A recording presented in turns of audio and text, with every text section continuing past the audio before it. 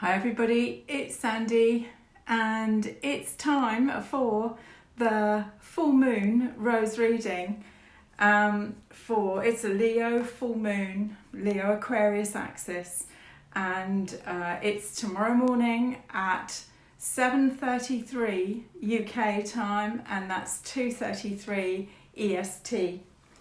So I've come out into the glass room in the Rosy Temple so that you might get a sense of the fact that we have a storm coming here in the UK, and the energy has really changed this afternoon. There is the wind is beginning to get up, and it's definitely going to be quite an active energy for the afternoon, rest of the afternoon, the evening, and tomorrow. So tomorrow morning with this full moon, there's a real sense that it's going to be blowing the cobwebs away. Full moons are always seen as a sort of a culmination time when we bring things to a culmination, to a closure, and there is an aspect of letting go. And I'm sure that this storm that's coming is going to bring that experience for us. This afternoon in the Rosy Temple here in the New Forest. Hi Diana, hi. The horses have been going past and obviously making a journey into somewhere that's a little bit safer. The horses work from the heart, so their antennae are up as to the changing of the energy. And I think you can probably see the clouds are beginning to thicken and you can feel it in the air. So there were a different group of horses that paused outside of the cottage here as they made their way through and down into the deeper, more I suggest more secluded areas of the forest. So I really feel that this is a very potent full moon, and the journey that it will take us on from here to the new moon, which I think is on the 23rd of February, is going to be, another really interesting journey for us. Hi Serena, hi Alison. And this is an interesting energy because the moon is actually going to be in Leo, which is primarily heart-centered energy, and in the sun will be in Aquarius, which has that much more sort of maverick, innovator energy. So you can start to see what the dynamic is of this particular full moon. So the keynote that keeps coming up, or the keynotes, should I say, that keep coming up for me are about authenticity and courage. And these two aspects, of course, marry these two energies of Leo and Aquarius so well, because this place of authenticity, of heart, the work that we've been doing to really come home to ourselves, and this place of the innovator, this place of the courage to step out beyond the familiar. It's so easy for us to stay in a familiar relationship, a familiar situation, a familiar environment, but actually this moon is actually saying, really, what is truly in your heart? What is truly of the path that you've come here for? So many of us recognize that this journey of 2020 to 2030, hi Sass, is actually what we've come here for. There's almost a sense of me that so much of the journey, and many of you know it was my birthday this week, so it's been a very significant rebirthing portal. But this energy and the work that we have been doing up till now feels to be in preparation for this particular decade. I feel that it is probably one of the most significant decades of our lifetime in how we show up in regard to what is happening in the external landscape of our lives. So this moon again is calling us really to this place of authenticity. What's my calling? What's my long-term vision? Saturn is the great stabilizer. This making sure it's grounded, making sure that it has a substance to it. And this journey we've been through with all of the Capricorn party, which is an earth sign, anchoring, rooting, making sure the foundations are solid in what we are creating from here. But this is long-term visioning. This isn't about just this next week. This is what is my voice here? What have I come for? And how do I show up in the most authentic way that I can do? It's very interesting that I often say in the rose classes that, a rose only wants to be a rose. She just wants to be the best version of a rose that she can be. She doesn't want to be a daffodil or a tulip. She just wants to show up and shine in the best way that she can as her unique bloom on the rose bush. Many that have, come to the roses and their journey with the roses with me have said, what rose is that? What rose bush is that? I'd love to get that particular rose bush.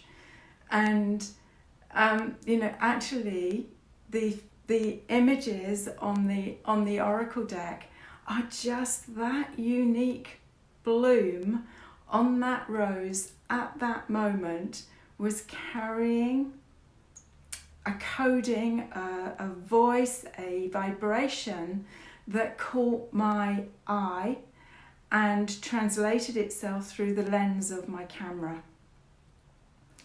So, there is a uniqueness. It doesn't matter where we are born, whether we're Spanish, we're Italian, we're English, we're Indian, it doesn't matter. That's only just an aspect of the code.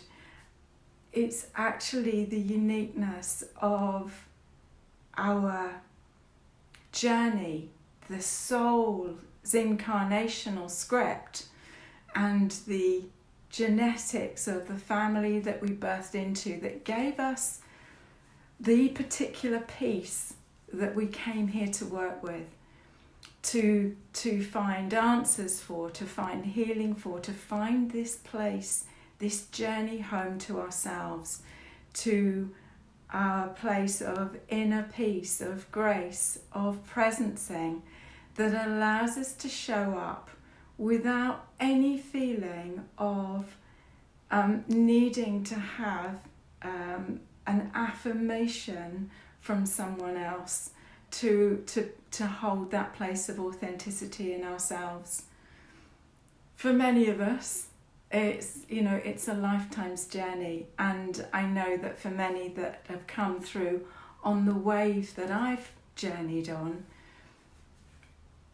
have really had to work hard to uncover the nugget of gold in the dysfunctional families that we birthed into, or the particular wounds that we've had to work through at a soul level in order to find that gold. And I really feel with all my heart that we are coming into this time now where what we have mastered and what we bring now has a value beyond anything that we could have measured for the collective, for our journey as humanity. So this is a powerful, powerful moon. It is a super creative moon. And it's a calling to release even more of what is complete, what is done, what has given it all its juice, has given you all everything that it could have possibly done, either to nudge you to peel off the sticky plasters or the band-aids on your heart or your wounded places, and to allow that light to shine, allow that solar light to shine.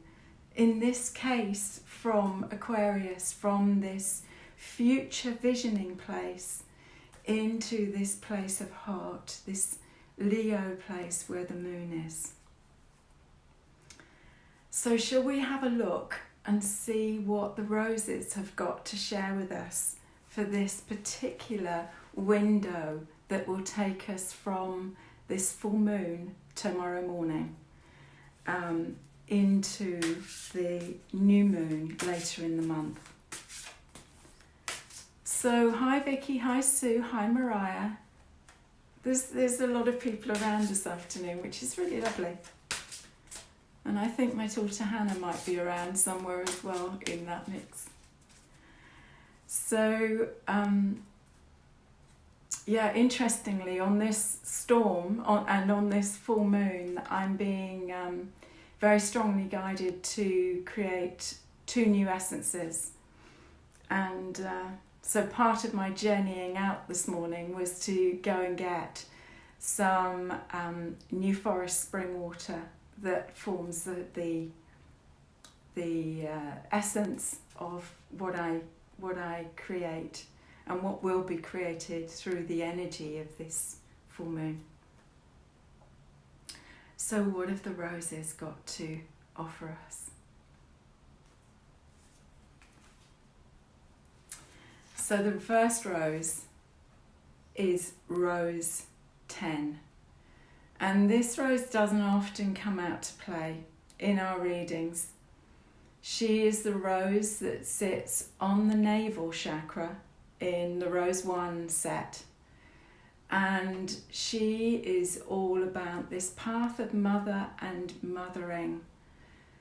And actually I've been very much aware of in this, particularly since the 2nd edition of the Rose Oracle arrived here, and as you know, the full shipment arrived today, this week, so I am very heavily into Roseland here.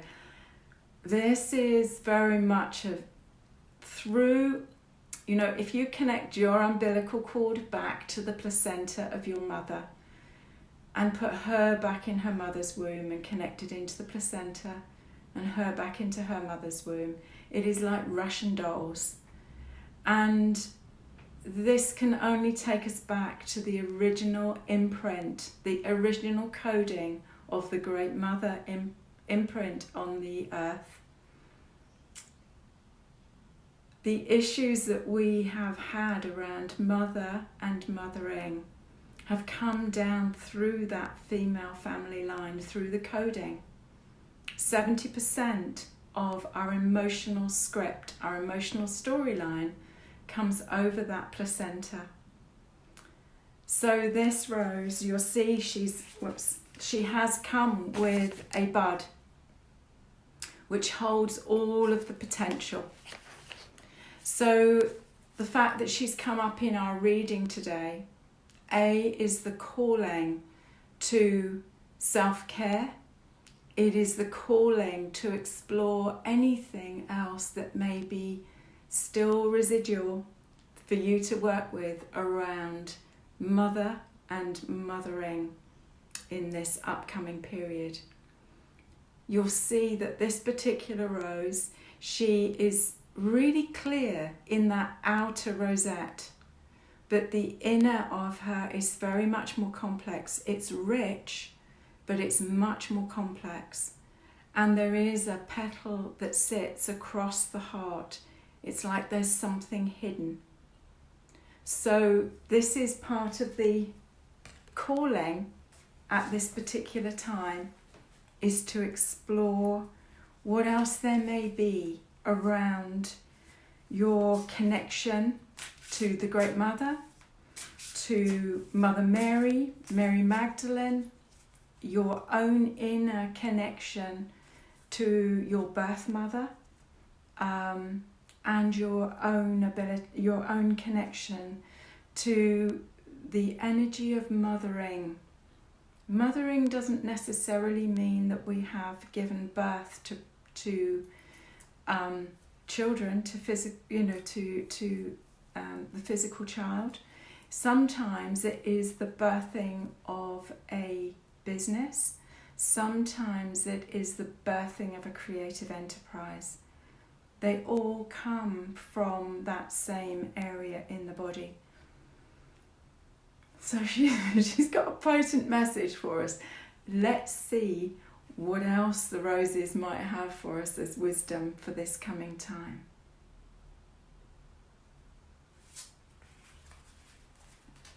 So an interesting selection coming out here. So the second rose is Master Rose 1.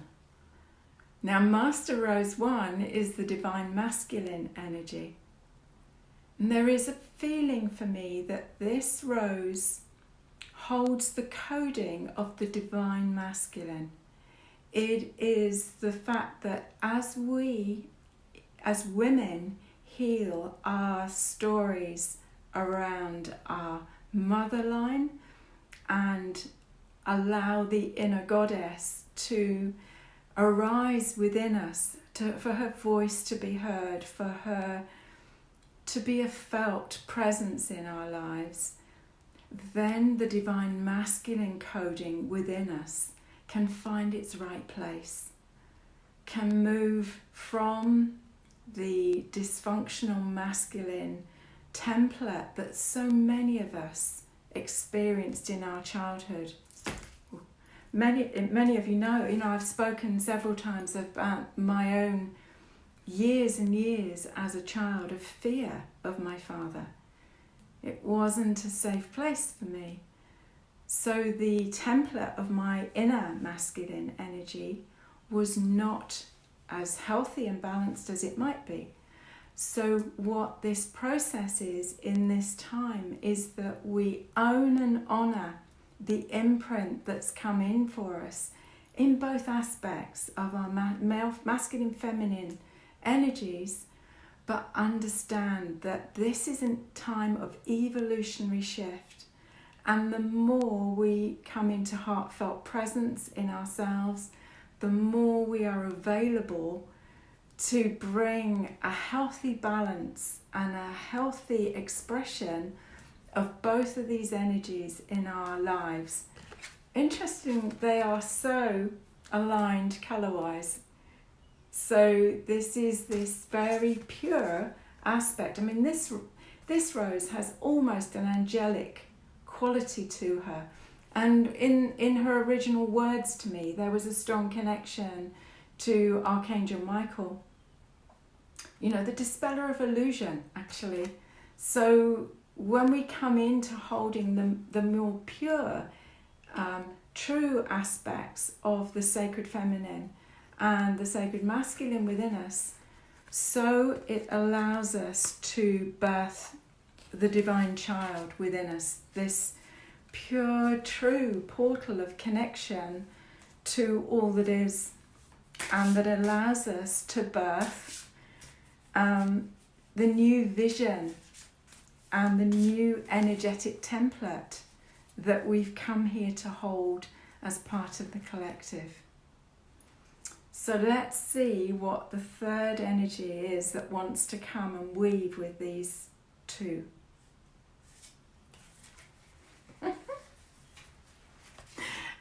Sorry, the chuckle here is that, these roses never cease to absolutely amaze me with their truth, their clarity and their truth. So the rose that's come forward is our third rose, which if I put it up here, you'll probably see it. This is Heart Star 3. This is one of the three of the last roses, the new roses in the second edition Oracle, that form the threefold flame on the higher heart chakra. And this rose says, you know, that her energy, so she holds the blue flame. The threefold flame holds the pink, the blue and the gold. And this is a higher aspect of the higher heart that activates the Christ consciousness frequencies to the gold of the Christ consciousness energy to enter the body. And she's all about power. She's all about the right balance of power and how she weaves herself with love, the pink ray, and wisdom, the gold ray. So these three form a trinity of dynamic energies that activate the heart star. And the heart star, the soul star and the earth star, for me, I feel will be the three key energies that we will be working with as we move into this new decade. And isn't it so wonderful that when we have healed and aligned the script that came down through our mother template, and we've moved it to a healthy and nurturing and nourishing energy within our own field. I mean, for ourselves first, and we've woven it with the divine masculine, the higher aspect, the true aligned masculine energy. When we weave these two together in right alignment, what enables us to come to is the right use of power. A true master holds that power and knows exactly when and how it needs to be used. So there is never an abuse of power. It is always tempered with love and wisdom. So these are the three energies that are taking us into this visionary place of this next 2 weeks of the journey beyond this portal of the full moon. It really is about letting go of the patterns from our birth imprint that are no longer really supporting our energy. Oh, thanks, Alison. Thank you. And enabling us to be empowered. This is the path of the rose. To find, well, certainly this has been my soul script, to move from the disempowered pleaser with no voice, you know, children should be seen and not heard, and to find this place of the right balance, so that we hold this absolute truth in our very being. So I am so grateful to be able to share these energies with you today, and I know that the threefold flame energy is one of the ones that will be in the one of the new essences. I'm waiting to have the guidance I've been given the guidance that there are 2 essences that need to be made on this full moon, but I don't know the combo of the second essence. Anyway,